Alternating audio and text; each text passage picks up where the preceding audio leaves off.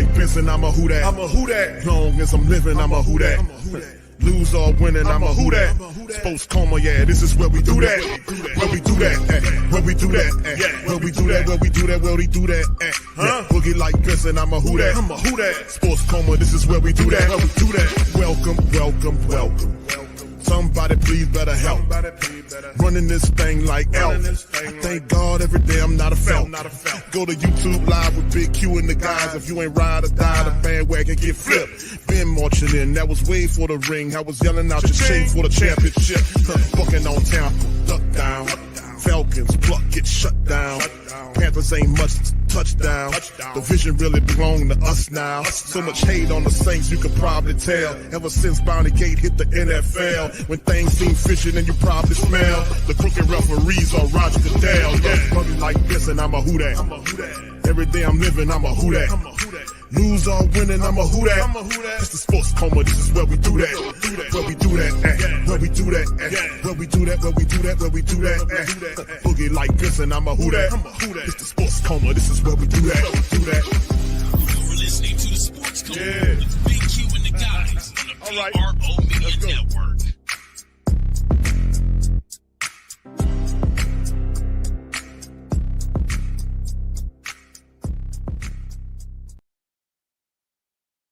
All right, shout out to the fam. Appreciate y'all for being on the live. Welcome. And now rocking with the Sports Coma with Big Q and the guys, where we have intense, entertaining, educating, and enlightening sport talk from your favorite sports fam. I'm up in this thing. Shout out to y'all. Appreciate y'all for being in this stream on this episode of the show. Big ups to the fam, man. This one here, man, y'all know what it's hitting for. Of course, the Saints did the end of the season presser today, man. We're going to go over it. Mickey Loomis mentioned some points. Kellen Moore sat uncomfortably next to him. So we're going to go over it and listen to it. So y'all hit the like button, hit the subscribe button, and the share button, man, as we go. This is being quite the tradition for us here on the Sports Coma, catching up with Slick Mick Loomis and Kellen Moore, man. Here we go. Yeah, I don't know that there's anything surprising for us. I mean, we thought a lot of him going into the draft, and collectively, I'm talking about our personnel staff, our coaches. So we felt like, man, this guy's got a chance to be a real good quarterback in the league, and that's why we drafted him. So I think, I don't think surprising is the right word. Probably progressed a little faster than maybe we expected.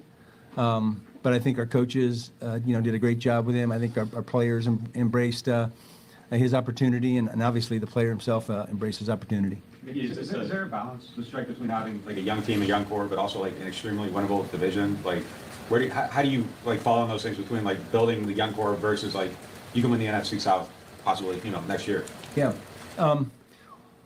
Well, I think all of us, every guy with every team, whether it's a coach or GM, thinks they have a vision for how they can win their division, regardless of how strong or weak you may think it is. So we're going to approach it the same way. Hey, how do we improve enough to win the division? And we don't want to just win the division. I mean, we don't want to be an 8-8 or 8-9 winning team in the division. We want to win the division, be dominant, and have a chance to make a run in the playoffs. So that's what our goal is going to be. Do you worry about like having everybody on the same timeline, or is there like a possible mix of having some older guys on one-year deals versus acquiring 27-year-olds? Well, I think every team has that, regardless of whether you plan for it or not. You're going to have that circumstance because you need and want some veteran players in your building.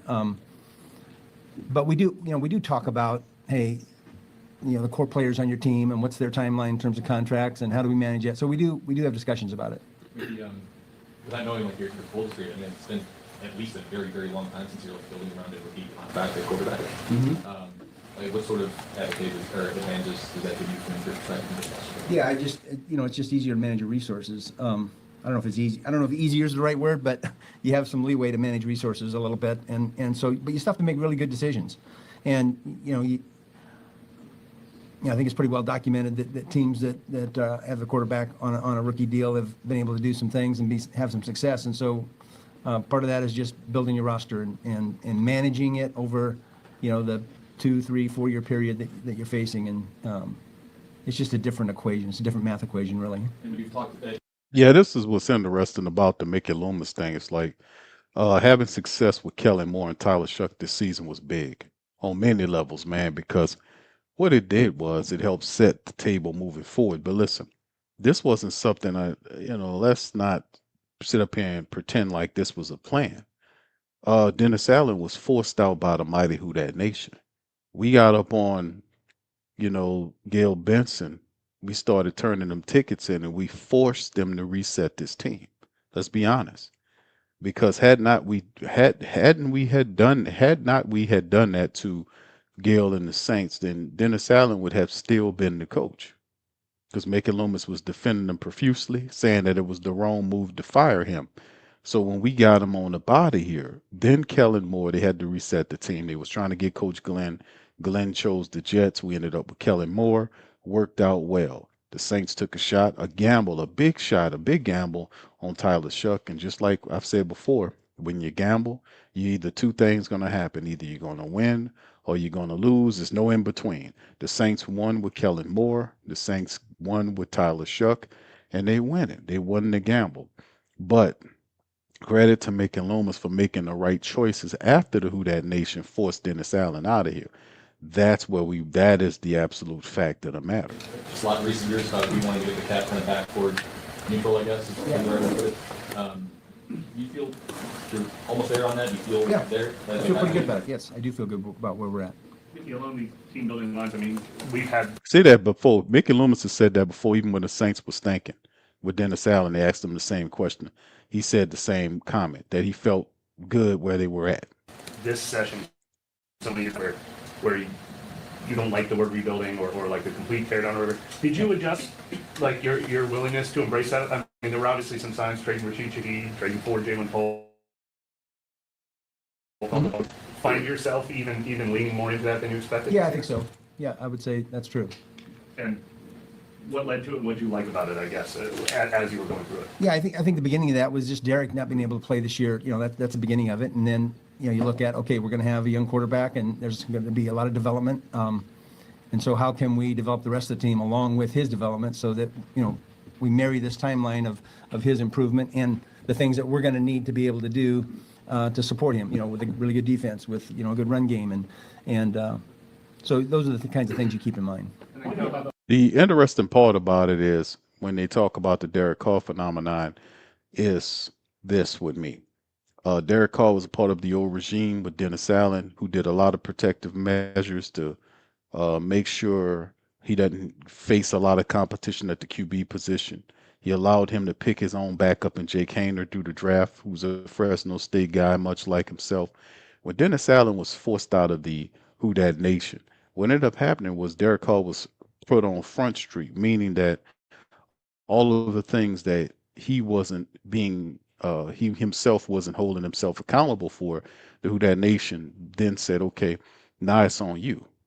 If he was hurt or not, he said he was hurt, whatever the case was, the guy didn't want to be here anymore. And listen, and to be honest with you, the damn truth was it was mutual. He never was anybody that won the overall love and respect of the Who Dat Nation. He never performed, not even close to the six-figure contract that he got. And it was really a blessing in disguise when the Who Dat Nation forced out Dennis Allen. A side effect of it was Derek Carr ultimately deciding to retire. Now, there's rumors that he could possibly come back with another team. I don't give a damn.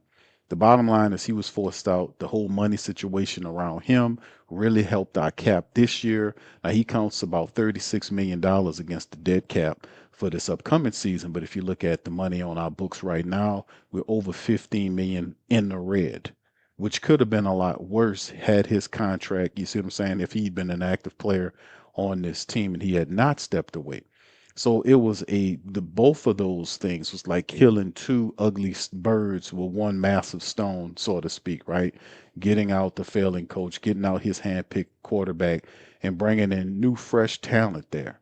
That was really something that to revitalize the Who Dat Nation. Not to mention, shout out to Mickey Loomis for admitting having a pivot and mindset about resetting the team and doing what he's supposed to do. So at least he admitted that Along much. those lines, Kellen, Was it always your coaching philosophy to play guys like Quincy Riley and Danny Stutzman and Jonas Sanker as early as you did, or did that come from conversations about, hey, this looks like the direction of this team right now? I think the important thing about that is that those guys were ready when the opportunity presented themselves, and no timelines are going to be the same. Felt like Tyler's development was a great example of that, of his willingness to get better through an entire season. Quincy kind of had an opportunity through injury to hop in there. Danny kind of was a guy that I think is a great example of just being a really talented player that we feel great about and finding different roles and different opportunities where he can get on the field. And so That's true. A lot of these timelines were different, but I think it was important to see these guys play and have exposure. And I thought a lot of these guys took advantage of the opportunity. Absolutely. That's 100% true. Oh, Time of that's right. development, did any part of it, sort of wow you a little bit during the Nobody's course of talking this, about my last 8 shirt. weeks or so? Yeah, I mean, I think there's some flashes there that you just, whoa, that's really good. But I don't think surprise is the right word because What's the right word, Mickey? you have expectations when you draft somebody in the here second we go. round or first round, and because you value the talent and you have a vision for that player or those players That's being, not the being right word. successful, and so I don't think surprise is the right word, but obviously pleased. How does this development All right, so Mickey's not surprised. Well, hold on now, goddammit. Wow, hold on. And you guys, you were surprised. I've been in here for 1,000 years. Nothing surprises me. You guys hadn't missed it. It's one question I got. You guys hadn't said anything about my new shirt right here. What's wrong with you guys? Look at this brand new shirt I got here. I got gray all over my head. It matches my gray, don't you think? Somebody please mention this shirt. I just borrowed it off a line from Walmart. Hold on now. That's a Mickey special. Cost me $4.95. Hold on. It was on sale from $39.95. Oh, I'm saving money all over the place, baby. Yeah, man. So Mickey is, he's not surprised. More pleased than surprised. Well, I'm not surprised because I knew it was going to happen. God damn it. I was going, hold on now, Yeah, okay, Mickey. Okay. All right. So anyway, shout out to you guys. Hit the like button. We up in this thing, man. We're going to do this, man. Also, this episode is brought to you by FanDuel. Here we go. Development of course this is like either change your outlook on what this team could be or how you maybe want to pivot to go this offseason, like did it have an impact at all? That's a good question. I don't know that we've determined that. That's part of this postseason process that we're going to go through, evaluating the roster, determining what we need to do in this offseason. Obviously, we feel good about the quarterback position. And then what did you see Kellen Moore as a coach this season? I'm sorry, say that again? What did you see Kellen just kind of go and build as a coach? I haven't thought about it in that term, but listen, I think he's done an excellent job, and under some really difficult circumstances. We hired Kellen under a set of circumstances relative to the quarterback, and then that changed dramatically, and he didn't bat an eye. Just okay, what's the next step that we have to do, and how do we attack it? And that was impressive right from the beginning. And then during the course of the season, obviously there's circumstances and things that come up during the course of the year that you can think you're prepared for, but you're really not because you haven't been put in that position. And I think in virtually every case, he handled it really well, and so that's been exciting to see. How do you handle the situation? You're going to obviously have a situation coming up with some legendary veteran players, and Danny, Mario, and even Pacer. Have you thought about how you'll handle that, what their futures could be, letting them test free agency, or maybe what the plan could be? Yeah, I think, and it's not just specific to those guys, but there's a process that we go through at the end of the season. It's an evaluation, and then it's a determination of, hey, do they want to come back? Do we want them back? And then even that, there's still, okay, there's a lot of variables, What's the contract situation? What's the timeline? There's just too many variables for me to give you a definitive answer on any of that. But look, I'm excited to hear when those guys declare they want to be back here, and I would say on the surface we definitely want to have them back. But there's just so many other variables that exist that I can't really answer that question right now. Yeah, rework the contracts on it. I think it's very feasible. I don't think Demario Davis or Cam Jordan break the bank because there's no leverage there, meaning that both of these great players are only interested in playing for the Saints an additional year. They see the Saints as their team forever, and when they retire into greatness, they're going to be Saints.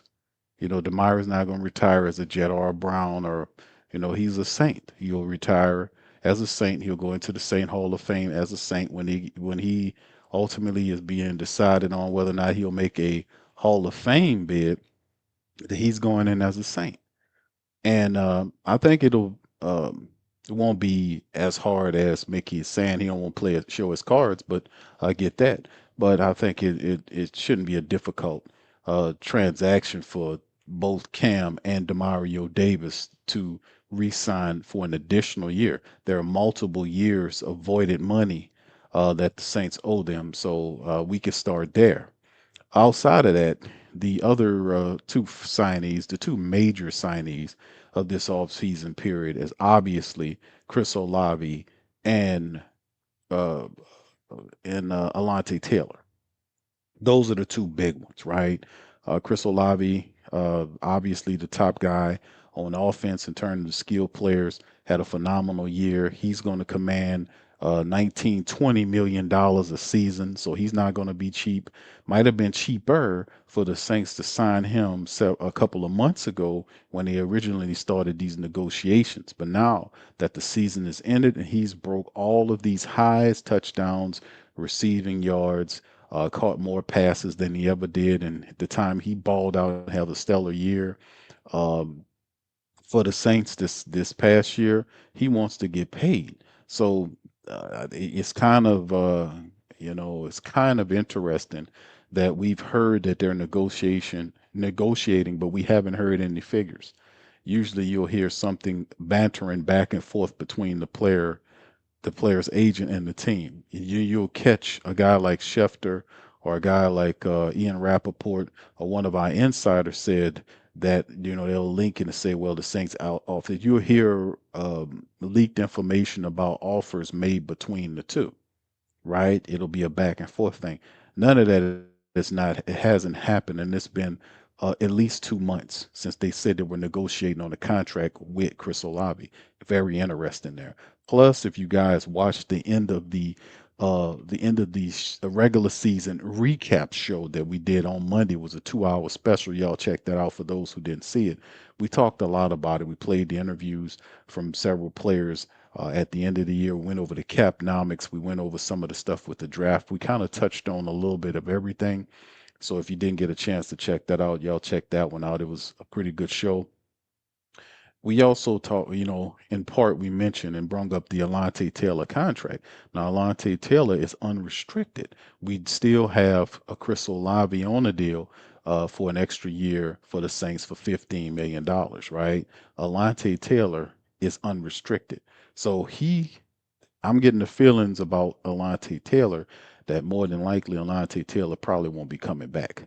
We'll see how that's handled, but we'll see how the Saints handle the negotiation with Chris Olave and Alante Taylor, but you might not be able to bring them back. Then there are other secondary and secondary players that you will want to return, like Luke Fortner, Audric Estime, and several others who, Chris Rumpf II, and other players, maybe another issue or a deal for Julian Blackman.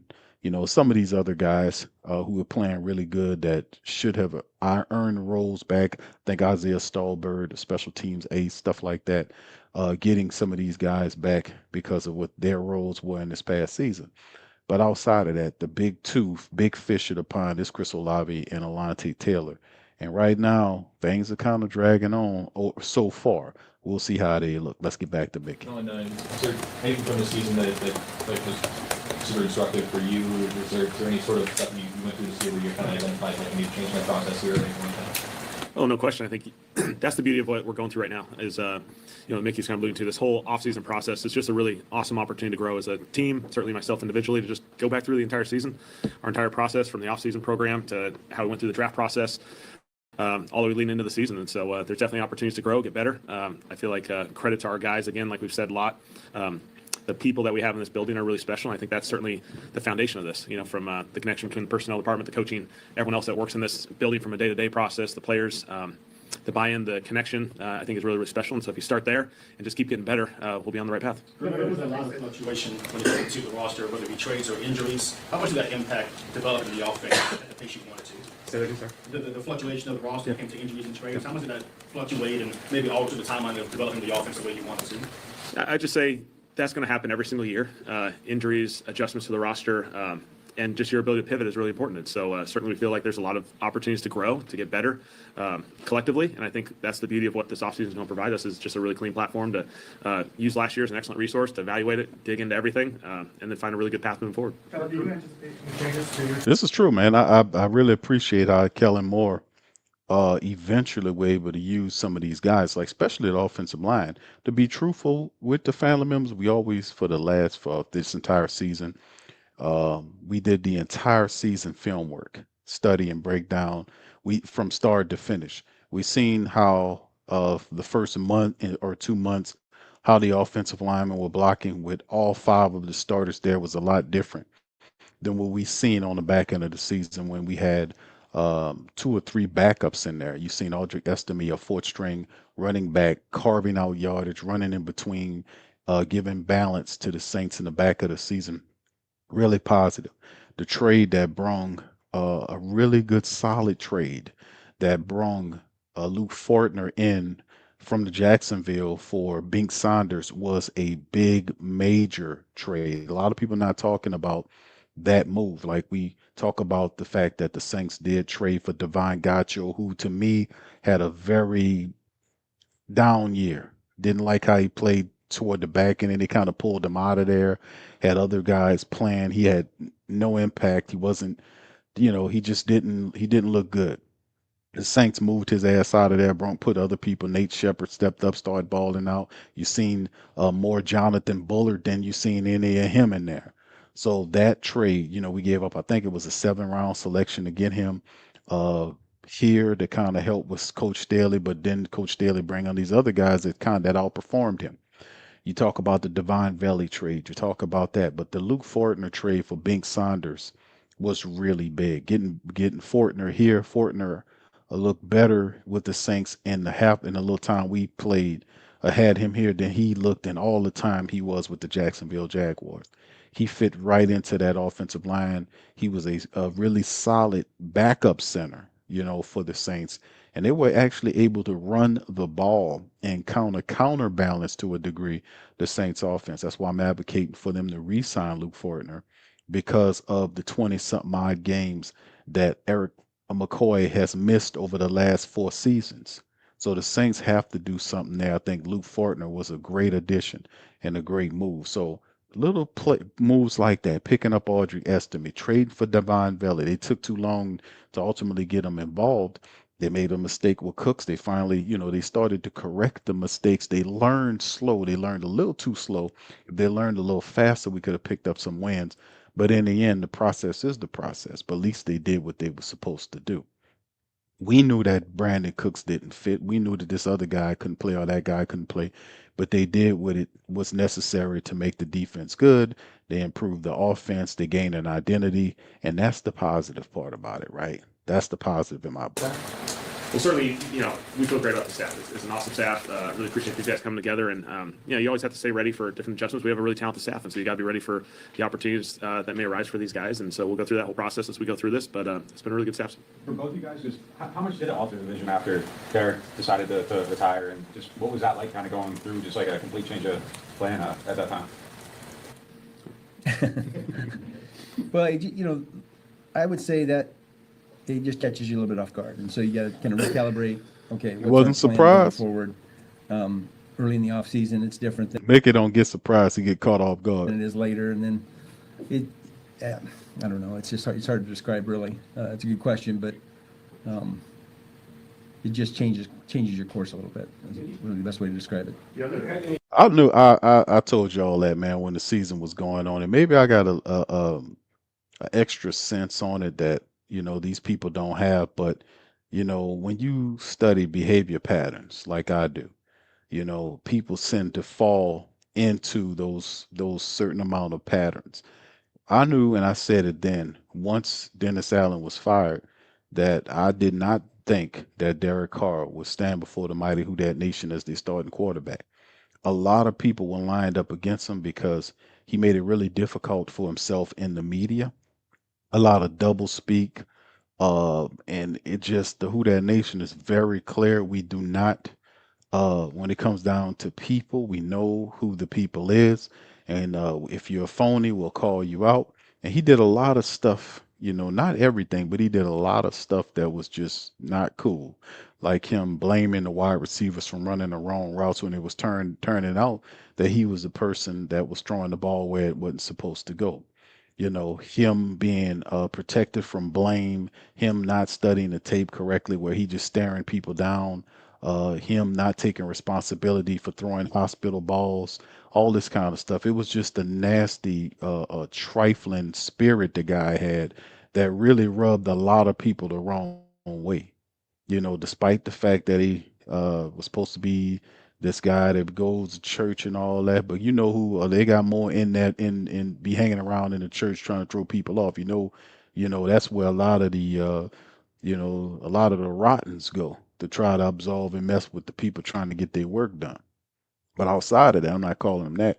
All I'm saying is that he had a nasty, trifling spirit of not taking enough accountability to be a leader of men on the football field. It just wasn't good enough because people will call you out. That's the first thing they're looking for as a quarterback, as a leader, is for you to take responsibility, and you don't have to be forced with it. Like, you take the bows and arrows right away. You take them right away and you keep it, you be real and tell the people the honest God, honest truth. That's what you're supposed to do. He didn't do that, and it rubbed a lot of people the wrong way, man, to the point where I knew that man wasn't going to come back as a starting quarterback without Dennis Allen there protecting them. And then they had other quarterbacks he had to compete with. He did not want that. He wanted the room alone. And that's not what's going to happen. So I applaud him for leaving. It was a bad fit. And he was like, what, 15 or 16 or whatever the crappy record he had. It stunk. For 100, whatever we paid the man, it was ridiculous. A big amount of money for them piddling ass wins. It was just a bad experiment with a bad coach with Dennis Allen. It just didn't make any sense. And it was time for him to go. Conversation with that, do you think he could possibly play again, and how would that impact the organization? You all have the rights to him? I mean, he's on our retired list, so no, I haven't had any conversations with him. Ain't no need to. And then Kellen, you navigated this first season and came in. I'm sure you had a plan to how you were going to handle some of the adversity you did. Was it more difficult? Was it what you expected? I mean, just kind of take us through where you were at maybe a year ago. Ain't no need to talk to Carl. I think it's something we talked about. I think that's the thing that acknowledge it going into the season. We can be in a playoff run right now. We would have already faced adversity as well. Every team faces adversity. So I think it's how you handle adversity and how you're prepared for it and having the right Absolutely. people. And Right. certainly we went through some tough stretches. We had a couple 4-game losing streaks in there. And I think the beauty of it was the way our guys responded, the way this building operated. You would have never thought that, And certainly we've all been exposed to different buildings, different structures, maybe have had more challenges in those situations. I think the people aspect of this thing was really special. And so, when you talk about some of those leaders, their willingness to embrace some change, some adjustments, some things that maybe feel different than what they're used to. And, when those guys follow that, certainly the young guys will follow that lead. Kellen, how much does that help you to just know that you can brainstorm around pieces that the ones that you have now are going to be there? Because I assume that changed on you last year too, that you're kind of envisioning one thing you have to adjust. Like, just knowing some stuff settled, does that help you just with what you're doing? I think it's a great opportunity in the offseason to have some solidified, guys in place that certainly you can build around, and I think that's what's great. We have a season of plenty of highs and lows. A lot of good film out there, a lot of good things that we can improve on, and we get to go through this thing collectively as a group and kind of paint the picture of what this thing needs to look like moving forward. And so, coaches certainly will do a lot of that. Players will be a part of that process as we go through this, and there's a lot of excitement around that. Mickey, how high is it on your list? Because I know you obviously have to do a whole process of evaluating what you need, what your plan is. How high is it on your list to get an extension with Chris Olave done? And are you optimistic that you guys will be able to do that? Well, Chris is obviously an important player to us, and had a really good season, but we haven't even really spent much time thinking about that right now. I mean, we've had a couple conversations with his agent, but that's part of that'll be part of this offseason. I can't tell you how high it is or low it is. I don't have the whole list yet. Kellen, are there any specific players that require? See the energy on that? That's what I'm saying. It's like Alontae Taylor had a lot of positive stuff there. His coverage is not all that, man. His coverage skills need much improvement, but him tackling, coming up, playing that position, he did a lot of positive stuff. Like that DB linebacker type flashing, coming in on the blitz, making plays, batting balls down. He himself said he left a lot of interceptions out there on the field. But like he's saying, it's not. He had a couple of conversations here or there. The Saints, and this really Mickey Loomis, they don't negotiate with multiple people at the same time. Mickey Loomis likes talking to one player at a time, negotiating. That's what he said before. Even though they have other people there like Kai Hartley and all these people, I guess Mickey likes to be involved in those situations. But the bottom line is there is no, it doesn't have the same energy. Like we've talked, they've been discussing the Chris Olave thing for months right now. Nothing is becoming of it. Perhaps something will happen, but the Alante Taylor situation is kind of looking a little different. You know what I mean? Here it looks different. So we'll see how it all goes, man, and how it all rounds out. But me, yeah, it's looking kind of iffy. So if Alante is not that guy, man, there are guys in the draft that they can pivot to if that's the case. But we're just gonna have to wait and see how that's handled. Well, we have this offseason, anybody who could potentially miss any of the summer program? I don't think anyone that should necessarily impact training camp that was in addition to people that already had injuries prior to the during the season. Nothing on the back end of the season necessarily, but that's what NFL seasons are. There's plenty of guys that'll go through a lot of cleanups and different things through the next week or two, and those guys will go on that process. OTAs, some guys go through a little bit of a process where they're working their way back, but training camp looks like a lot of optimism that a lot of guys will be available and ready to go. What did Taysom Hill's injury end up being? The shoulder? Yeah, just the AC. Last year when you got hired, you singled out certain players, and Alvin was one of them. Do you still have the same belief? Obviously people say, oh, we're running back over 30, what's happened the last 2 years? Is it more injury and circumstances? Like, you still have the same belief in Alvin? Yeah, I love Alvin. What Alvin's meant to this organization has been awesome. He's come in, he's put in a ton of work. Obviously, these seasons all take different paths, and he's had to navigate an injury, and so the most important thing for him is just to get healthy and be back to his self. And so he's done a really good job of leading this group and providing that leadership. And so excited for him. What are your impressions, Mickey, overall of the rookie class, the way that Quincy stepped up, the way that Devin, but even some people else, Tyler Shough, Kelvin Benson, everyone included? Yeah, I think that I think all of us would say we're pretty excited about the group as a whole. The things that they did, sometimes under different circumstances. Kelvin coming in, moving right to left tackle. He had some really good flashes during the course of the season. Obviously, there's room for improvement. Tyler, what he's done, that's been the focal point, I think, in the media about Tyler. But what Jonas Anker and you definitely see. Who am I missing? Yeah. Yeah, Danny Stutzman. I mean, Yeah. all these guys have really stepped up and done a great job. They've been professional about the way they've approached their craft. Even Vernon Broughton, who we didn't get a chance to see a lot of because he got hurt pretty early. I think we're excited about his prospects. Maliki at tight end, Fidel. I mean, all of them just to a man.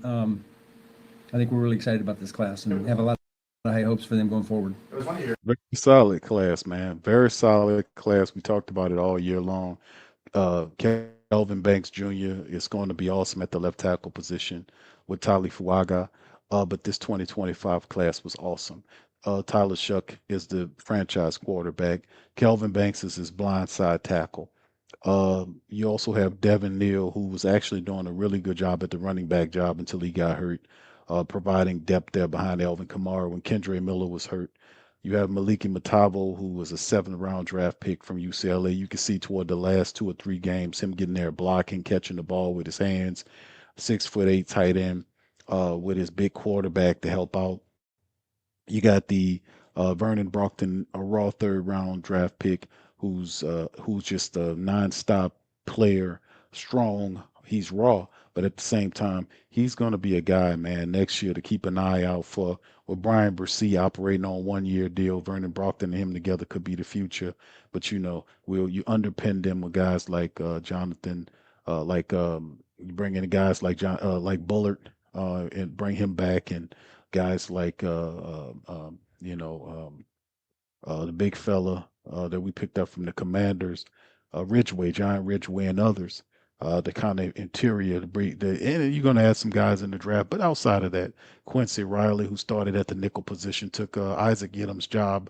Jonas Sanker, who started after the injuries occurred to Julian Blackman after retirement of Tyrann Mathieu, just phenomenal. And then you go on and on and on, with Sanker. You talk about Danny Stutzman, who had over 50+ tackles this year in a co-starter role with Pete Werner. So Fadil Diggs, who was balling out in preseason, he is every bit of what Chris Rump II could be for you coming up soon. So a very solid draft class. If the Saints could do this again, they'll be doing something very positive. on the other side. So it's a lot of positive stuff to talk about. Other classes in a while. Was there anything that you identified in your classes to those players that changed from how you were, or is it the introduction of the new coaching staff to get their input? Or anything kind of led to a better hit rate on the overall? Yeah, look, we've had some really great classes, 2006, 2017 come immediately to mind, but there's been some other ones as well. So, it's gonna, you're gonna have years where, man, it seems like everyone's working out and doing well, and this is early. We shouldn't be judging our draft class after 1 year. We need to wait a few years, but we're pretty optimistic at this point. And some of that's circumstantial, like Jonas got his opportunity, Quincy got their opportunity because of injuries and circumstance, and so sometimes you have years where you have draft picks that don't get those opportunities, and so it takes a while for them to be able to perform. So, but we're excited about it. Is the bottom line. Yeah. Well, my first impression is I wish he would have been able to play 17 games because I think when he came back after week 5, that really impacted our defense. And the way they performed from that point forward was pretty spectacular, I thought. And Brandon Staley and the entire coaching staff did a great job. The players bought into the scheme and the system, and just every week it felt like they got better and better, and all the way through the end of the season. So that was impressive. Kellen, how would you describe? I ain't kidding, man. Staley really turned it around. You remember early on, the Saints was getting ran on by the running attack. They were, and then like I said, I have I don't have a short, I'm not short, vision person. I remember from start to finish, from weeks 1 all the way to weeks 18, how the defense looked, not being able to stop the run consistently, pass rushing irresponsibly without closing the gaps, not blitzing and allowing people to leak out stupidly and picking up yardage. That all changed. The blitz schemes changed. And it changed because the players and the coaches got more familiar. The coaches and players found out what plays work for the players. You see what I'm saying? The communication between the guys on the ground and the guys calling the plays. It all worked together. Same way on offense. It took some time. It took a little bit more time than we wanted to see because it did not end in a way where it was successful where we had a postseason run. But you cannot dispute the success that the team made from the defensive standpoint, where it was when the season started to where the season ended. They were firing out on cylinders. You've seen guys have career years, in Staley. You've seen Chase Young, a guy with immense talent who could not stay healthy, missed 4 or 5 games of this regular season and still had 10 sacks on the back, and he balled out of control. You've seen Quincy Riley and Jonas Sanker have success. You've seen the rookies I just talked about. You've seen various veterans like Chris Rump and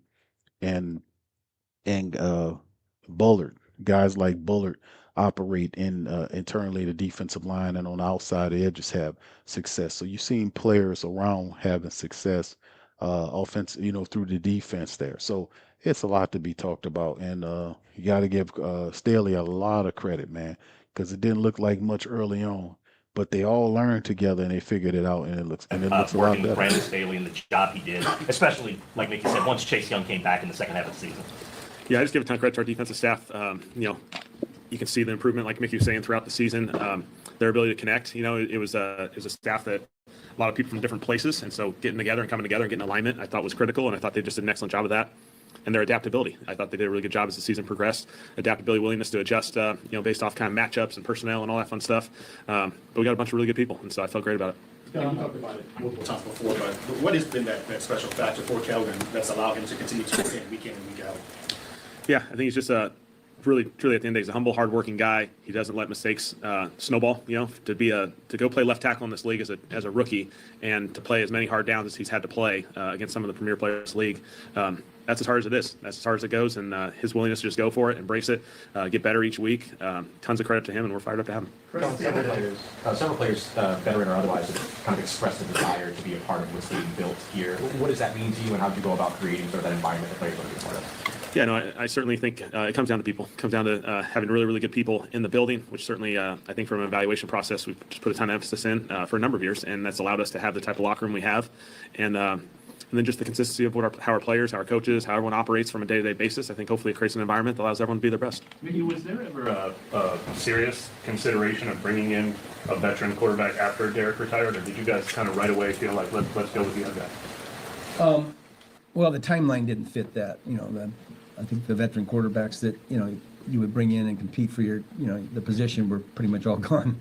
Yeah. By the time that all got settled out. So yeah, we had some discussions about that, but the opportunity really didn't exist. And then part two of that is, I mean, did you leave it up to Kellen and the coaching staff, or did you guys have long discussions about the ideal timeline for Tyler and all that, or like once you give them their roster, that's completely up to them? And then did you like the way that ended up playing out, obviously?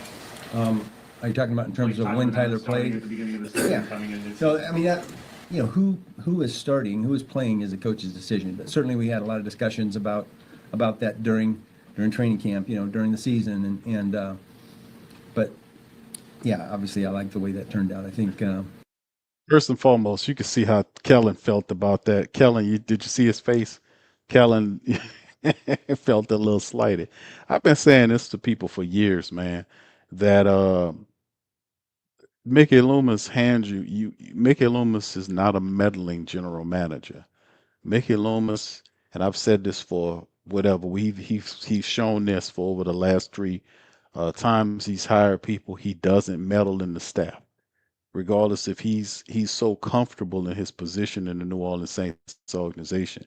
It's a very unique situation because he's not fortunate like a lot of other executives is. He's like family. He's a guy that cannot be, he's unfireable, in many cases. Mickey Loomis has two jobs. He has immense job security. And it would take for her to sell the team to somebody else to get for that type of stuff to get shaken up, where he could be on the way out. You see what I'm saying? This is a total different world here in the city of New Orleans as far as Mickey Loomis is concerned. But this is the thing that I really like about Mickey Loomis is the fact that he does not meddle in the affairs of the coaches that he hires. Now, if the coach come to Mickey, and Mickey will do anything to get you the personnel that you need, and he will even lie and cover up for you when you fail.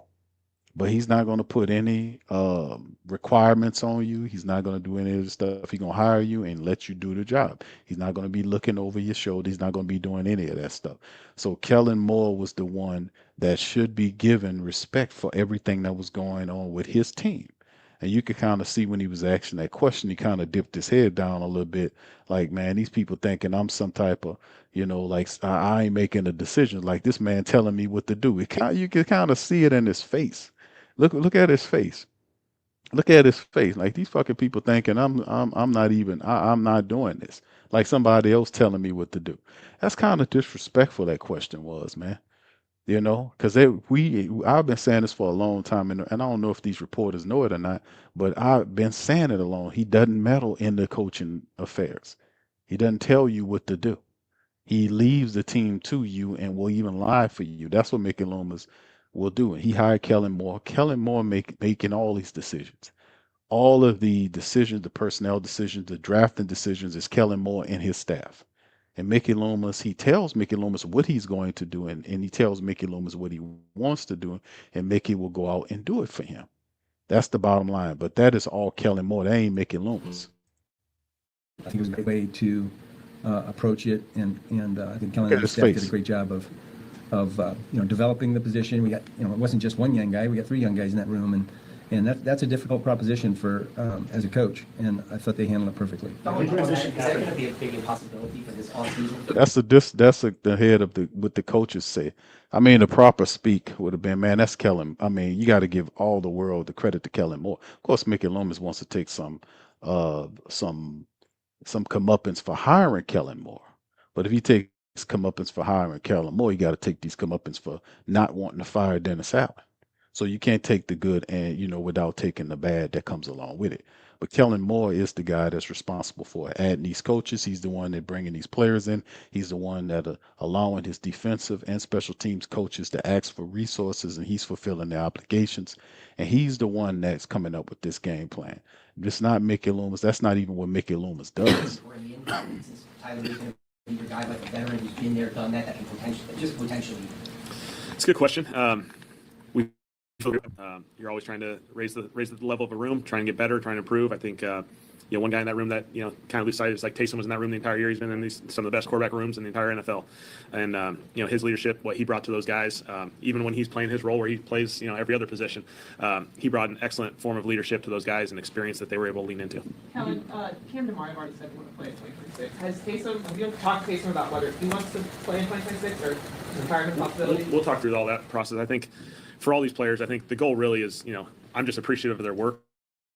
That's the most important thing. And then the offseason is the offseason for a reason. You let the emotions get away from all these seasons and all that sort of stuff, and then take some time. And we'll have plenty of discussions, with everyone. What is the timeline for y'all's sort of evaluation process this year? Do you usually kind of take a week away and do how do you plan to do it? Yeah, saying we're gonna get the next 10 days, and I think Kellen's letting the staff take the next 10 days or so. They'll come back and we'll walk through the evaluations, their evaluations of the players, and then from that we'll start generating our off-season plan.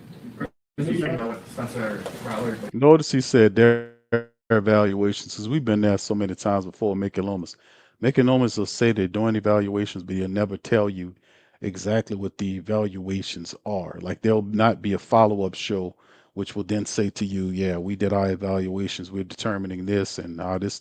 He's not going to give you an update on that. I mean, this is stuff that we've seen before with Mickey Loomis. From every off season, the guy comes, he just doesn't give any really good evaluations. He takes a long time to look at things. And my point was, as a general manager, you're supposed to be making evaluations from week to week. That's the point of a general manager, to generally manage the team. He's more VP to GM. The GM will make sure you have by the end of the season, you'll have evaluations in place.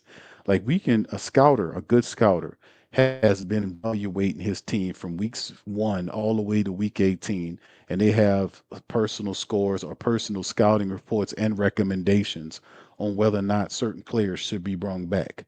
You see what I'm saying? Those are the evaluations. So he's talking about doing, them meeting down the line. End of the season pressers usually mean you got an end of season evaluation, end of season information. It's always a bit of incompleteness when dealing with Mickey Loomis, because he don't do evaluations from week to week. He believes that his job stops during the on season, and when the off season, then he can move and do what he got to do. And that's the problem with having him as a VP and GM. We need an active general manager, not a VP masquerading as a general manager. That's why I'm for him being chopped off from the general manager position, allowed to keep the VP but not the GM. That's my point of contention. If there's another opportunity to start, difficult here getting Tyler. Would you be open to moving him? Did he express an interest in being traded out of? No, we're not anywhere in that. We haven't had any kind of discussions about that. Mickey, what role do you think, patience and not being overly reactionary is playing? You've built this thing, possibly 3 times now over the last couple of decades, just not overreacting to the noise and giving guys time to do their job and grow, and maybe not even pushing, hey, you got to get the young quarterback in there like some teams do. How much do you think that helps with building this organization? How much does it help? I don't know that I can answer that. That's just, that's really, I probably am overly patient.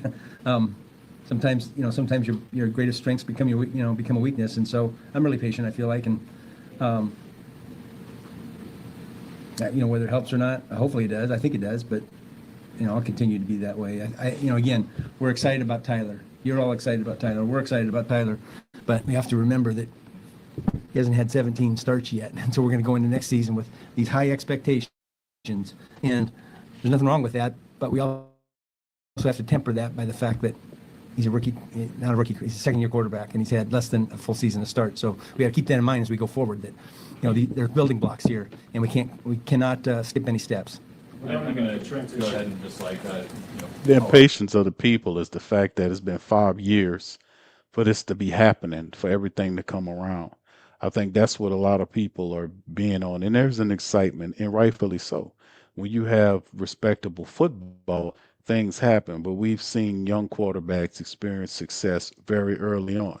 We've seen what happened to C.J. Stroud down in Houston land, where Houston was able to get win playoff games or participate in the playoffs early on in his career. So we've seen young quarterbacks step into the NFL, and every situation is different. But it also shows that success can happen with a young quarterback. Now, yes, I agree with tempering expectations because the Saints have to then be about the business in 2026 of adding another solid draft class and free agency class along with Tyler Shuck to make sure they keep this thing going. That's the point right there that needs to be understood. On that exact thing, by maybe getting a little overexcited about Tyler, but Yeah. when you have somebody who does have some output at that position, Yeah. is that like an attractive part and bring people to the organization? Like I Yeah. there's a lot of other things go into that. Oh, absolutely. Yeah, absolutely. I think, for example, in free agency, and I'm not going to necessarily use Tyler as an example, but players want to go to a place where they think they can be successful, and part of that success is definitely winning. And if you have a quarterback prospect or a quarterback that you feel really good about, obviously that's attractive. It's attractive for coaches, it's attractive for players as well, and helps you in that free agency process. That with Drew, and it happened really right after we got him. And then obviously as the years went on and he got better and better and put up these spectacular years, then you go to the top of the list of places where players want to come to and coaches want to come to. So yes, it definitely is a benefit. You're going back to the transitionary time whenever Tyler did move into the zone bench for Kellen to switch him over there. Well, I think that's a question for Kellen. Yeah, no, I think as we've, what I think Tyler did an excellent job of is, Spencer earned the right to start coming out of training camp. That was first and foremost. I think everyone was aligned on that. Spencer earned the opportunity. I thought Spencer played some really good football early in the season. I think he gave us an opportunity. We didn't win games enough, but he gave us a lot of really good opportunities. And then Tyler just had a really good vision and plan to get better. And whether it's in the classroom, whether it's being a scout team quarterback, his preparation, he was always ready for the opportunity to present itself. And so I think it was certainly a healthy combination of feeling like, we can take another step, we can get better from an collectively. But I thought also Tyler, more importantly, felt like he'd taken some steps that he was ready to, have an opportunity to play. And, I thought he did some really good things. There were still some bumpy roads, like we played some games that were still hard early when he started, and he just kept staying steady, kept getting better. And, I thought he grew as those opportunities presented themselves. Let me tell you something. If Kellen Moore was very meticulous in how he decided to roll out, Tyler Shuck. And the reason why that's important because there were games, right? The last two starts with Spencer Rattler was really tough games, right? But Kellen Moore is a really intelligent guy. He was watching Shuck at practice at the scout team. They knew when it was time to roll that man out. So letting Spencer Rattler take the blow, whatever you want to call it, in these games was a smart method because you couldn't do it in reverse. Meaning that if you started Tyler Shuck at the start of the season against some of them tough teams and they rattled him, blitzed him, and they gave him some real tough treatment, and he was getting knocked around and his record was 1-6 or 7 or something like that, you couldn't then pivot and say, okay, we're going to keep him in there for the summation of the entire year. People would have been calling for Spencer Rattler because the energy was different. Everybody was riding with Spencer Rattler. He understood that. The crowd energy and the people wanted to see Spencer Rattler. Spencer did edge him for the job, but it was the proper way to handle the QB situation because you could not do it in reverse. Meaning that if you started Shuck and Shuck struggled, you would then have to pivot to Spencer Rattler. You see what I'm saying? So he handled it the proper way. And while all that was going on, Tyler Shuck was on the scout team practicing, getting reps in. That's how him and Kevin Austin Jr. have this repartee, and some of these other wide receivers were scout team wide receivers he was throwing to. So they knew when it was the right time to go to Tyler Shuck. He wasn't perfect, but he had benefited by being on a scout team, by being in the meetings, running and doing what he was supposed to do. And then when the time came, he stepped forward and he handled his business. And that was proper timing by Kellen Moore. You got to give him that. Yeah, he's got better. He's got better each week.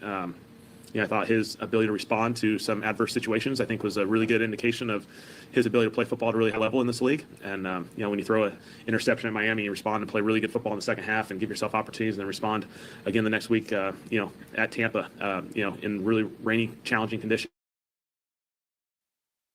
and run the football for 6 times. Did a good job of getting better. Maybe this is probably too soon for this, but Terry Fontenot, just maybe try getting back or. Yeah, I mean, I haven't thought about anything like that. You know, I'm disappointed for Terry. I thought he did some really good things there. I think, you know, he built a really good roster, but you know, sometimes those things don't work out. Feel bad for Terry and his family. I think the world of Terry Fontenot. I think he's a fantastic, you know, football administrator, and he'll land on his feet. He'll end up whatever he ends up deciding to do, and wherever he goes, whatever team ends up with him, they're gonna be lucky to have him. And just going back to the Trevor Penning trade from the deadline, what do you kind of take as a lesson and example when that happens? Just his development overall, trying him at pole position, drafting him. Like, what do you kind of take from that as an example? Well, you know, I think. Listen, he's not the first player that we drafted that our vision for him didn't really fit what his skill set was ultimately, and the development timeline didn't fit, and so that happens sometimes. And you go back and you look at it. Okay, what did we miss? I mean, we'll go through that. We've gone through that process. We'll go through it again. And look, I still think he has an opportunity to be a successful player in the league. It just didn't work out with us. Mickey, could you kind of take on your assets that you have this offseason, another top 10 pick in the draft, maybe some more cap flexibility like that? How do you feel about where that's going? Yeah, I mean, I feel good about that. I think we're going to have an opportunity to impact our team, and I'm excited about you know, I'm excited about the draft class that's coming up. You know, the discussions I've had with Jeff and his staff. There's a lot of players that will fit us at a lot of different positions, so I'm excited about that. I think the depth of this draft class right now looks pretty good. And I think we're going to be in a position to kind of take the best player that's available that can impact our team, as opposed to, we have to have, you know, this position or that position. Obviously, there'll be positions that we prefer, but I don't think we're going to be in a position where, hey, we have to get, you know, this particular position. So I'm excited about that. Does that up the odds at all, the ever elusive possible trade back? If there is, you have to go in direction? Yeah, it helps the odds, yes. It does. Kellen, I know it's going to take a thorough review before you have your list, your priority list, but is first quarter offense, start of game offense, and you already know that that's going to be something you're going to have to do a deep dive on and figure out. I'll certainly be on the list of items we just want to evaluate, and that's just collectively as a football team in all three phases, just starting faster. Obviously, we can see the numbers. We recognize the impact it had on some of these games, and we see a lot of the good football we played in some of these other quarters, and if we can marry that up with the way we start, you know, we'll be in a great position. Mickey, do you get a sense of the optimism around town for this, even in a 6-win season, the optimism around town? How do you process that? What do you feel about that? Do you pay attention to that at all? Well, look, you can't probably be in a coma if I didn't recognize that there's optimism, and that's exciting. Look, I want our fans to feel optimistic and have a vision for, you know, the same vision that we have for our team. So yes, I probably be in a coma, the sports coma. Yeah, Mickey Loomis understands what's going on, just like he understands when it's not going on. If you could feel the optimism, you could feel the disgust as well. And that's something he said that he doesn't register, he doesn't pay attention to. I've been saying that it's not true. You would have to definitely be in a coma to not be able to see the sense of the people that is supporting your team. So it's good to know that. But indeed, it's good football. That's why people are excited about it. I'm excited about that, just like I'm excited about our team. But I think one of the things that I do pretty well is tune out the noise when it's negative, and I think it's equally important to tune out the noise when it gets optimistic too. You have to, you know, find that balance, and you know, I think that's one of the areas that I do a good job with. Tuning out the noise when it's too negative, when it's too positive. You don't tune it out when it's too positive. Cut it out. Yeah. This guy. Yeah, I think we had a lot of moving pieces there, and so I thought, you know, from a punter battle, you know, that kind of went through all training camp, made a change at the kicker position midway through the season. You know, Sheed obviously with the trade, you know, halfway through the year, so we did have a lot of moving pieces there, and so I thought I did a really good job of helping a lot of young players get ready and prepared to contribute on our football team in the special teams that we're a little bit new to that aspect of football, and so you know, are there areas that we want to improve on and get better? Absolutely, and that's certainly something we'll do in all three phases. Kellen, how would you assess just your first season of just in game as a head coach, that balance of calling plays, also kind of taking the full view of like what's going on in the game situations. How would you feel you did in this first year? Yeah, like every area, there's going to be ways, there's going to be things that you're going to look back and want to improve on and get better and improve our process collectively as a football team and certainly as a staff. And so, yeah, I'm going to go through that whole process as well. I thought, calling plays and then managing the game management aspect of it. Obviously, you don't do that until you do it. And, so I feel like our process has gotten better, and we'll continue to try and improve that. Did you feel like you had comfort as a season, especially at the second half season? Did you feel like you had more comfort doing that? Yeah, I think just, we had more time together on that task. We had more conversations. We were more prepared to be proactive in some situations, and so certainly feel better. When you talk about special teams, like when a player like Gillis Sanker, who probably been into the season and then becomes a starter, how does that impact that special teams group? Yeah, I think the injury factor, is a big part of this. Our vision of Jonas is he's going to be a 4-core special teamer, and after 1 week, he's our starting safety, and he plays a ton of snaps there. And so, obviously, there was a next man up component of this, and so certainly some younger players that were able to contribute on special teams that maybe started on practice squad or started as kind of an inactive player that quickly became the key contributors there. I thought those guys got better as the season went on. They embraced those roles, and I'm excited for the growth opportunities that those guys have. All the players talked about how they had trust and love playing under Brandon Staley. How much confidence and ease did it give you during your first year having a defensive coordinator who could take care of that side of the ball for you?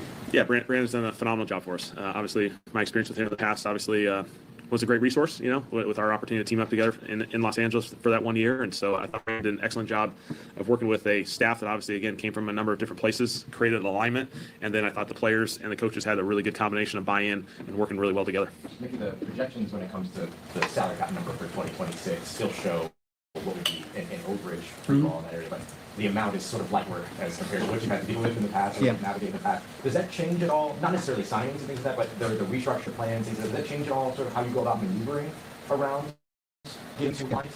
Yeah, I think just the volume of things that we need to do is really what changes.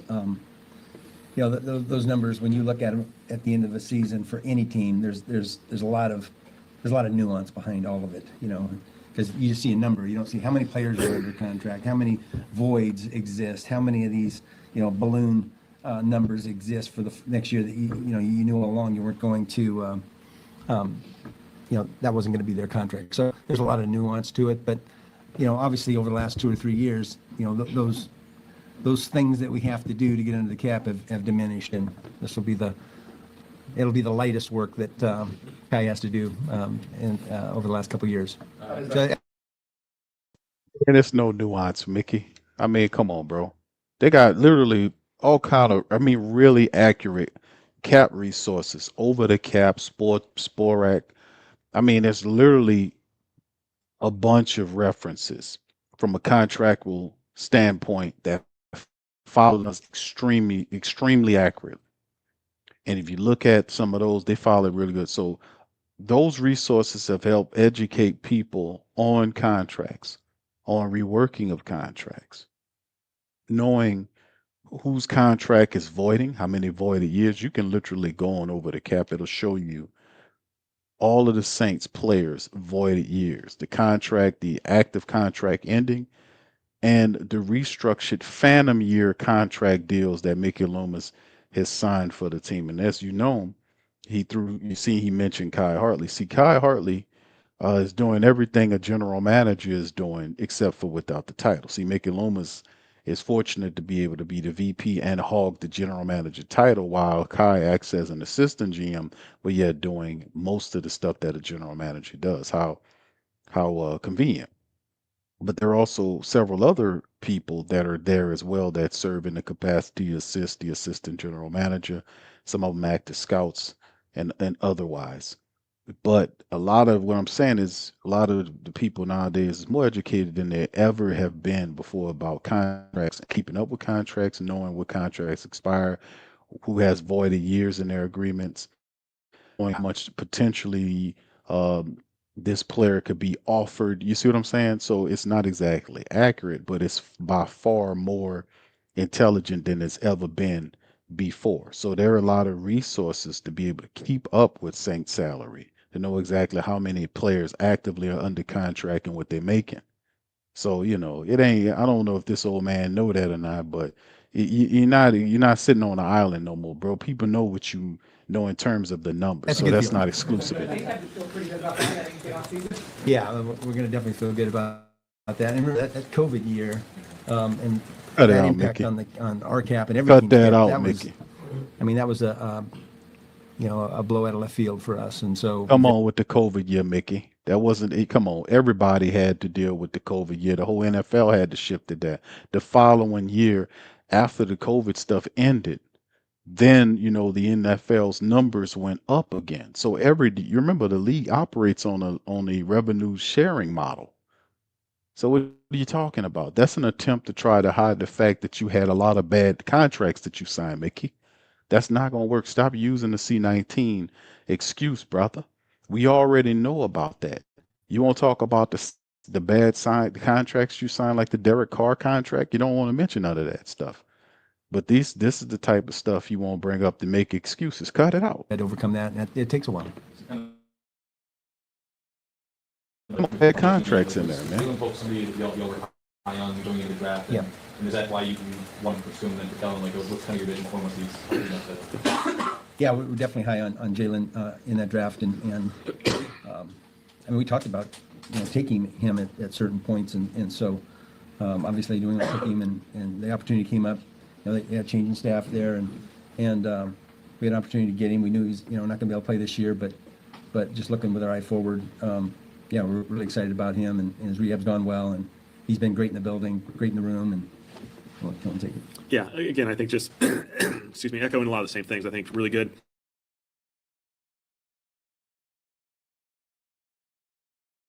He's going to give us, a guy that we all felt really good about. I was in Philly for 2 years ago, and he went through the draft process. Everyone felt really good about Jalen. Again, an example of, sometimes a change of scenery can be really beneficial for someone. He has been excellent this entire process. For our opportunity to kind of go through the rehab process with him here with our guys has been excellent. His work in the classroom where he can still be, around those guys has been awesome.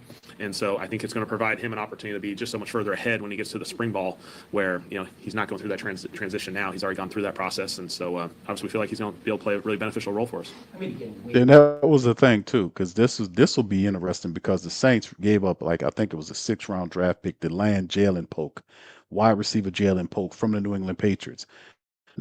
Polk is a 2nd-round draft pick who the Patriots made now, I think last year, not 25, I think it was the year before, that they made for Jalen Polk. So the Saints basically switched a 6th-round pick for a 2nd-round pick. And he had an injury when they took him. So he's a future piece in the wide receiver room. They see great value from Jalen Polk. Bring in Devon Valley, Jalen Polk, and re-signing Chris Olave.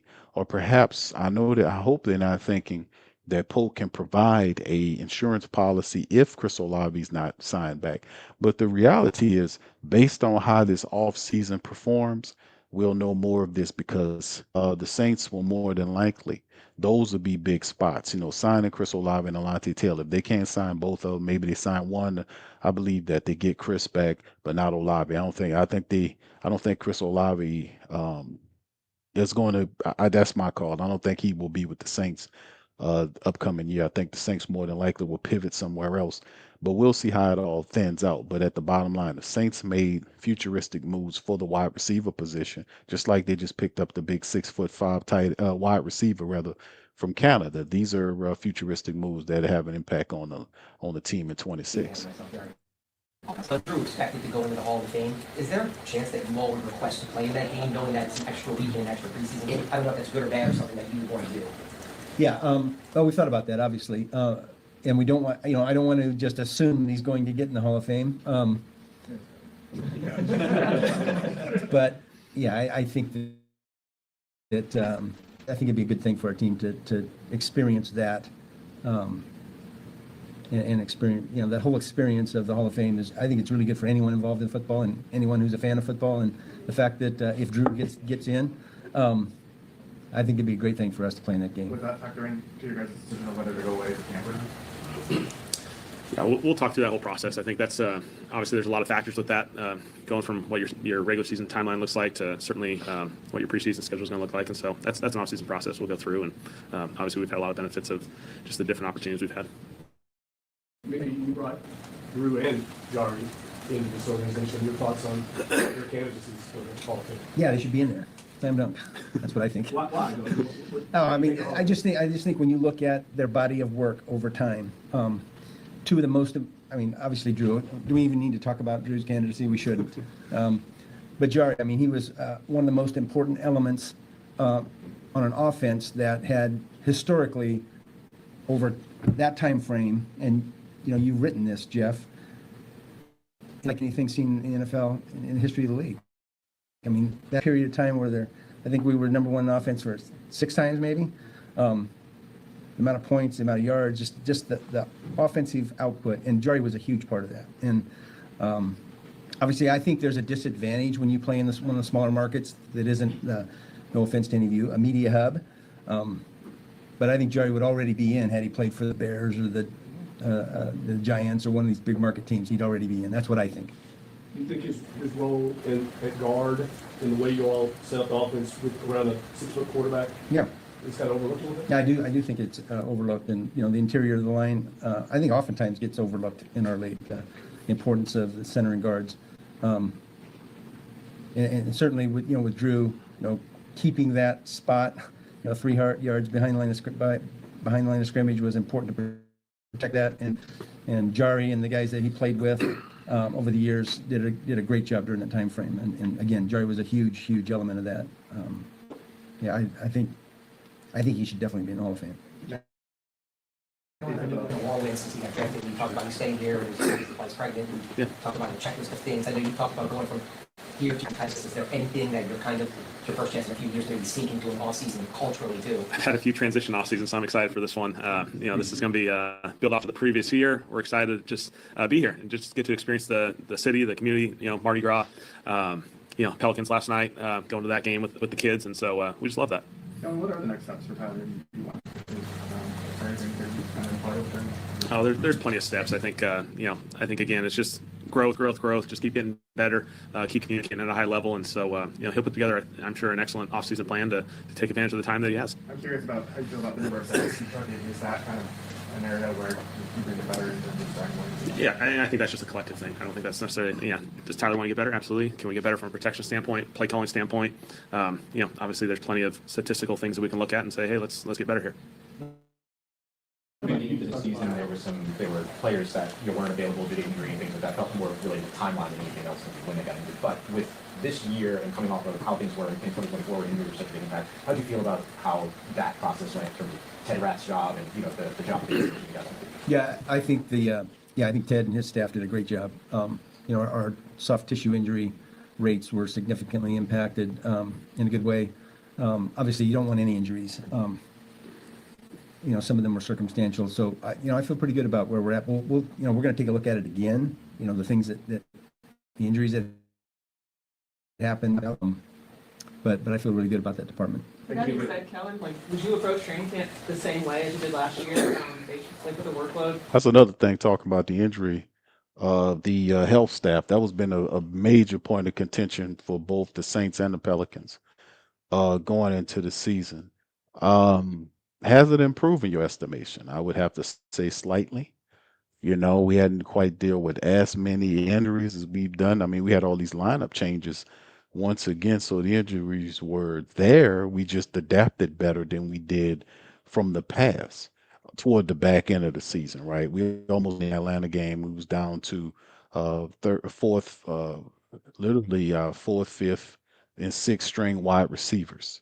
Our fifth string running backs. We lost Taysom in the game. So there was a lot of factors in there. We were playing with our, second and third string offensive linemen. So, building depth is major league important.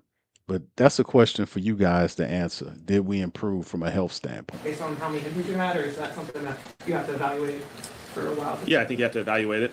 We have to go back all the way through our process for this last calendar year. Where can we get better? Where can we find more opportunities? There's always a balancing act in training camp. That's our best opportunity for physical practice. And so we do have to have them physical, be a little bit uncomfortable, push through some elements. That's why I like being here in the heat, has some pros to that. But we got to get ready for a season, and those seasons are long, and we're expecting those seasons to be even longer moving forward. And so, that's a process that we'll just go through. Mickey, for Cam Jordan to finish with 10.5 sacks after the last few years, what do you think of his season, and do you expect that type of rebound? Well, nothing that Cam does surprises me. When you've been with someone for 15 years, nothing he does surprises me. his greatest quality is he just is always available. It's a miracle on some level.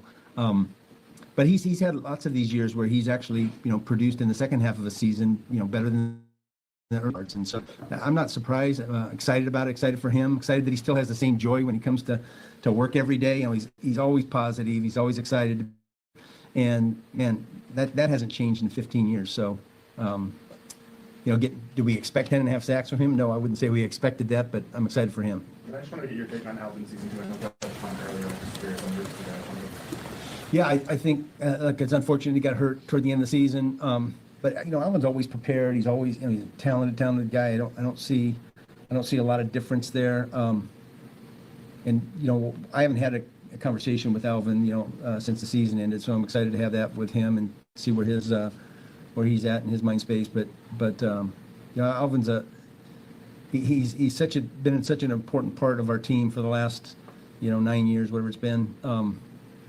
And he's a talented player, and we have to give him the right opportunities, and we'll see how that goes going forward. Pretty crazy to have Mickey Loomis. Elvin Kamara had a fantastic story where Mickey Loomis walked up to him later on in the year before the trade deadline and asked him, "Is there anywhere you want to go?" And Elvin looked at him and kind of looked behind him and says, "What do you mean? Is there anywhere you want to go?" And he was talking about being traded. And Elvin says, "No, I want to stay." And this was like Elvin Kamara told you like a dozen times by now that I didn't want to go. But Mickey approaches him and asks him that, "Hey, anywhere you want to go?" I don't think that was a joke. You're supposed to joke like that. I don't think Mickey was joking. But you never know, man. If they could be possibly, you got to look at it. Elvin Kamara has 1 year left on his contract in 2026. After 2027, of course, he had voided years and restructured money the Saints owe him. But then at some point, the Saints will have to pivot and find a leader. Is it Devin Neal? Is it Kendre Miller? Is it somebody else? Is it, Jeremiah Love? I mean, who could it be? At some point, the Saints have to answer that question. I mean, when you win 4 of your last 5 games like this and have, momentum in a number of ways, what's the biggest positive impact that can have on the coaching staff, on players returning, and all that good stuff? Yeah, I think it just leads into our offseason program. I mean, in 15 weeks, OTAs start, the phase 1. So it's like, for these guys, I think the optimism and the way we finish obviously provides some juice there. And then, it just puts these guys in a position for this offseason. These guys go away, they go do their own thing for a little bit, but it puts them in a position to have a really good plan to get better. And then before you know it, we'll be back together, getting better and taking advantage of that opportunity. Mickey, the way you rate Wrap it up about with 1 or 2 more questions, please. the way you rate about Jarvis Evans and his ability to help set up the offense for Drew. You have a taller quarterback now, but you have your tackle short up. How much is the interior of the offensive line going to be a priority? Yeah, well, I think that the number one thing there is we've got to stay healthy.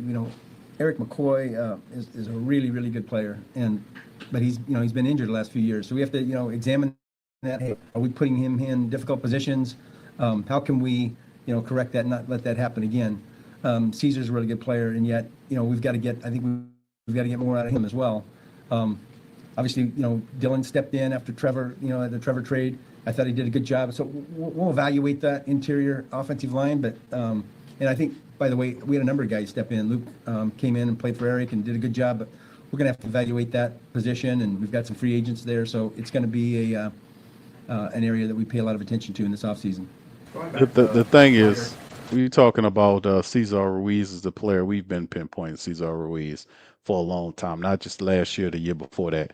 We've been on Cesar Ruiz. We've been challenging Cesar Ruiz. Cesar Ruiz gets beat all the time. We just did a Patreon, the Week 18 matchup against Atlanta. There were several times where he was literally thrown out of the way on the play.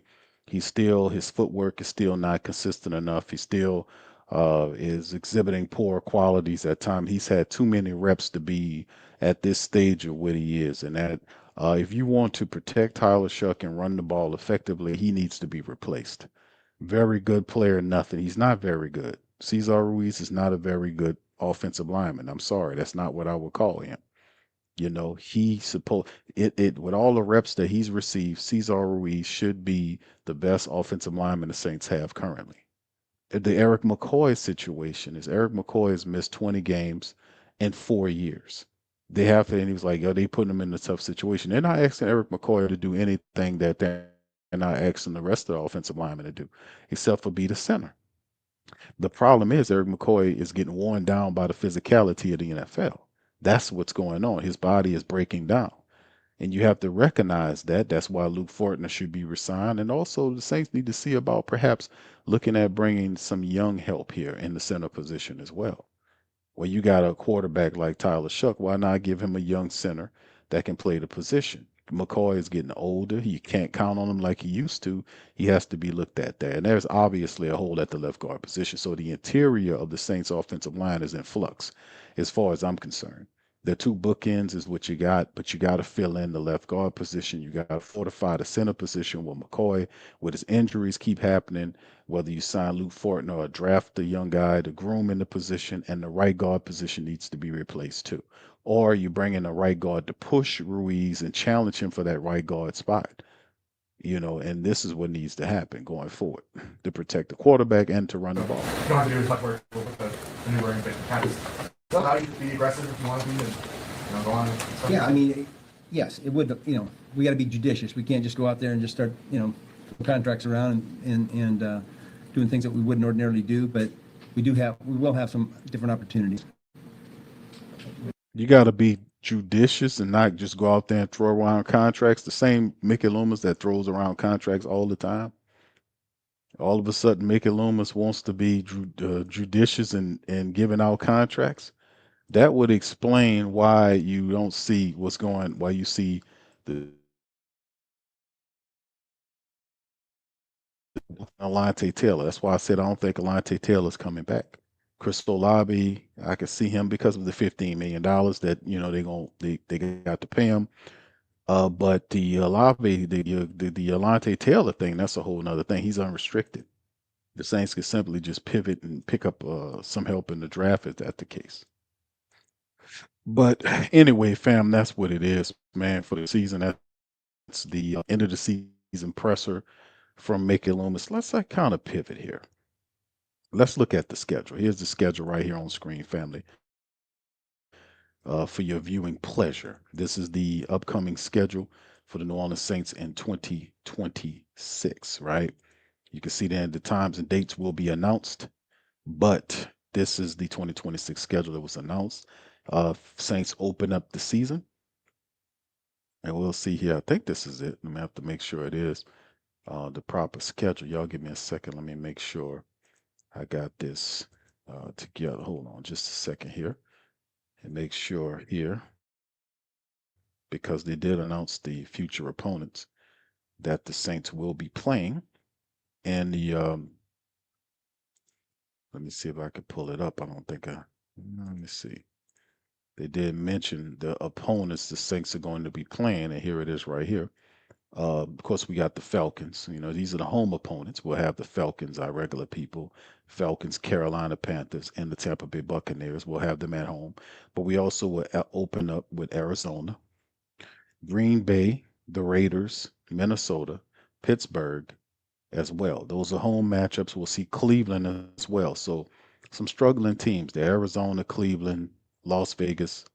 We'll have a tough Minnesota. But Minnesota kind of struggled this year. Pittsburgh is there, as well as Green Bay, who's been always competitive. They're coming to the Dome. And of course, the road opponents, the same NFC South teams, along with Baltimore, going to the cold of Baltimore, depending on when it is. It could be possibly not a late game, but you go to Baltimore. Chicago's doing really well. Cincy, Detroit, the Giants are the teams like in that sphere. So there you go. We got a couple of teams that we'll be heading into. So it'll be an interesting schedule for the team moving forward. Now let's kind of look at the schedule, if you don't mind here. And this is basically from our lads. And this is showing you some of the players that the Saints have impacted. We're talking about bringing back Dante Pettis as a free agent. Kevin Austin Jr. did well. Chris Olave under the $15 million deal remaining there. Then the wide receivers, Samari Torrey, Ronnie Bell. These are the guys that we had actively on the team for the last rip. Kelvin Banks, Dylan Reduce is showing you that he's going to be undrafted, or excuse me, unsigned. He's an unrestricted free agent. So is tackle or offensive center Luke Fortner. It's going to be interesting to see us bringing some of these guys back. We know Dylan Reduce. I don't think so. I think we can do better there. The Saints did trade for Asim Richards, who filled in at the left tackle position when Kelvin Banks Jr. got hurt. But you can see some real good light in players like Matabo. He stepped up. We know Taysom Hill more than likely is going to retire. He's dealing with a shoulder injury. Trayton Welch showed some promise in some parts of the season as well. Audric Estime is a guy that we definitely should bring back. Brian Bresee will be healthy. Jonathan Bullitt should definitely be brought back. Nate Shepard had a strong year. Divine Gacho lost a lot of his playing time because guys just outplayed him. Nate Shepard, Bullard, Jonah Williams, those guys were big for them. John Ridgway even played well than Divine Gacho, and Christian Boyd had more of an impact. So Divine Gacho has got to really clean his act up. Cam Jordan will be resigned and brought back. Carl Graddick came alive later on in the season. Chase Young turned it on. Chris Rump II. Will be interesting to see if they bring him back because Fadil Diggs is a guy that is similar in stature and athletic ability to Chris Rump, but Chris Rump does well in that Staley defense. DeMario back for another year. Stutzman balled out. Jalen Ford. We'll see. Isaiah Stallberg needs to be re-signed, and of course, you take a look at our young secondary with Kool-Aid McKinstry and Quincy Riley. Justin Reed, the veteran, Jonas Sanker, and Alante Taylor's a question mark. So we'll see how that fits. But you still have Isaac Yiadom under contract for an additional 2 years. Rajon Wright and Ugo Amadi, I think they're on 1-year deals. So the Saints could be looking definitely in the secondary market to add depth all over the place. We're talking about from the interior offensive line. See, Cesar Ruiz is a guy that we really need to look at replacing or at least providing competition for. Another drafting or signing a guy at the left guard position, re-signing Fortner to brace McCoy, getting some help internally. If you get another run stuffing guy, you'll get Vernon Brockton back here. We'll see how they handle that and getting some help in the secondary. They'll have our players. I can see the Saints also looking at punters as well as Kai Kroger kind of struggled on the back end. They find Charlie Smith, gave him a 3-year deal, just under $3 million. So there are some areas that this team has done a good job in picking up. You can see the practice squad right here. Several players on the practice squad in the IR, Trey Palmer, and some of these guys, man, looking interesting. Trey Palmer has 1 year left on his agreement. We talked about Vernon Brockton, Kendre Miller in the final year of his deal. Elijah Cooks is another big wide receiver on the futures contract who'll be looking as depth. Devin Neal will be back for the team. McCoy should be back. Nick Saldiveri will have an additional year. Devon Valley, Mason Tipton, they'll be there as well. Bub Means will return. So the Saints wide receiver room has a lot of players. You talk about Jalen Polk and all these guys. They'll have like, I think right now it's like either 11 or 12 wide receivers. They got like 10 or 12 wide receivers in the room right now that the Saints currently have. So it'll be interesting to see just how the team deal with that, going forward. But it's going to be interesting no matter how you slice it and how you look at it with the New Orleans Saints headed forward, man. So anyway, with that being said, fam, that's all I got for y'all today on this Wednesday episode of the Sports Coma. Y'all do me a service by hitting the like button, hitting the subscribe button, hitting the comment section below, and let me know what you thought about this press conference. Did you learn anything that you didn't know? Did you get any some jewels or anything from what you heard from Kellen or Slick Mick Loomis? Did you learn? Did you learn anything, or did you just or it's just the same that you all? Y'all put in the section. Let me know. So with that being said, man, I'm gonna get on up out of here. We doing Pelican post game report tonight to recap the Pels game against the Atlanta Hawks. They're currently losing to, which could be the 9th straight loss. Me and DC will be on PPR night recapping that thing. So we appreciate you guys. Please feel free to hit the like button. My LSU people, check out our Tough Tiger Talk channel as well. We got new information that we dropped yesterday on the transfer portal with LSU. And for our boxing people, Ring Kings Boxing World, we always got the real deal going on over there. Simply join TSC Unleash, our channel that covers everything. Almost all of our content is there at TSC Unleashed. It's like a channel with everything on it. You can feel free to look that up. It's at the bottom of our YouTube platform With that said, man, we look, shout out to our Patreon membership family. That film work is going to be up tonight. For your viewing pleasure. Later on in the week, we'll have On Cue with Big Q news shows, 3 shows for our Patreon champions. If our YouTube membership family and our Patreon champions, the film work for week number 18 will be up tonight. With that being said, man, I appreciate y'all contributions. If y'all want to join our Patreon, hit the patreon.com/the Pro Media Network. Link is in the description section or in the chat. And I will holler at you on the next one. Much love, peace, and who that is. Yeah. Boogie like Vincent, I'm a who that. I'm a who that. Long as I'm living, I'm a who that. Lose or winning, I'm a who that. Sports Coma, yeah, this is where we do that. Where we do that, where we do that, where we do that, where we do that, where we do that, Boogie like Vincent, I'm a who that. I'm a who that. Sports Coma, this is where we do that. Where we do that. Welcome, welcome, welcome. Somebody please better help. Running this thing like Elf. Thank God every day I'm not a felt. Go to YouTube Live with Big Q and the guys. If you ain't ride or die, the bandwagon get flipped. Been marching in, that was way for the ring. I was yelling out your shame for the championship. Bucking on town, duck down. Falcons, pluck, get shut down. Panthers ain't much touchdown. The vision really belong to us now. So much hate on the Saints, you could probably tell. Ever since Bounty Gate hit the NFL, when things seem fishy and you probably smell the crooked referees on Roger Goodell. Yeah, bugging like this and I'm a who that. Every day I'm living, I'm a who that. Lose or winning, I'm a who that. It's the Sports Coma, this is where we do that. Where we do that, where we do that, where we do that, where we do that, where we do that.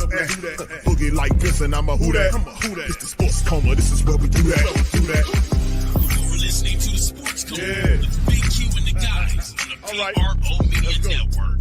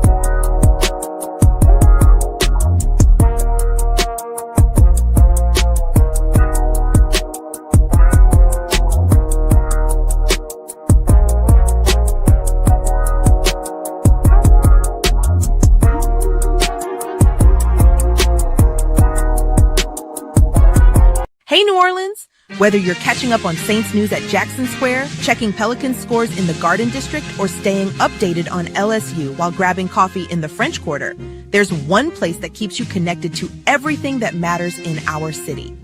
From Bourbon Street to the Superdome, from Preservation Hall to the Riverfront, New Orleanians are staying in the know with the WhoDatDaily.com.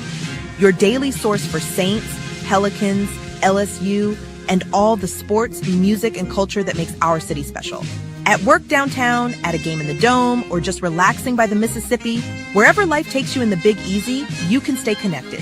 Because when you're from New Orleans, you don't just live here. You stay in the NO. That's stay in the know.